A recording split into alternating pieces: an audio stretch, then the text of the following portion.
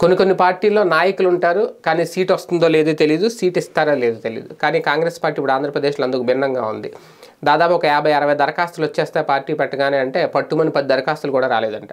దీంతో ఇప్పుడు అభ్యర్థులను వలవేసే ప్రయత్నం మొదలుపెట్టిందంట కాంగ్రెస్ పార్టీ.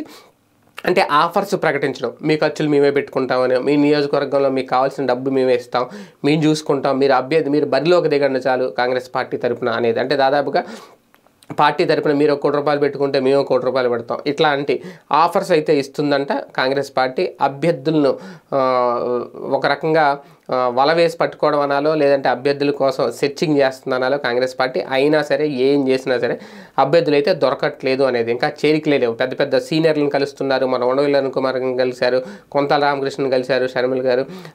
అలాగే ఇప్పటికే ఆమె వెంట మన పల్లవరాజు గారు ఉన్నారు, జేడీసీలో ఉన్నారు, ఇటువంటి వాళ్ళందరూ ఉన్నారు. కానీ సీనియర్ నాయకులు ఎవరు అయితే మాత్రం మళ్ళీ కలిసి దిగి మళ్ళీ పదవి కోసమో లేదంటే పోటీ చేసే ఉద్దేశం అయితే కనిపించట్లేదని చాలా స్పష్టంగా అర్థమవుతుంది. కానీ ఇప్పుడు కాంగ్రెస్ పార్టీ మళ్ళీ అంటే పూర్వ పరిస్థితి వస్తుందా లేదా అనేది ఇక్కడ క్లారిటీ లేదు. కానీ ఎంతవరకు మళ్ళీ పూర్వ పరిస్థితి అంటే అధికారంలోకి రావాలి, అది సాధ్యం కాదు. కానీ కనీసం ఒక గుర్తింపు ఉన్న నాయకులైన కాంగ్రెస్ పార్టీలో చేరి బరిలోకి దిగుతారా, పోటీ పడతారా వైసీపీ తోటి అంటే అది కూడా కష్టంగానే కనిపిస్తుంది. కానీ ప్రయత్నాలు అయితే చేస్తోంది, ఆఫర్స్ అయితే ఇస్తున్నారట షర్మిల గారు.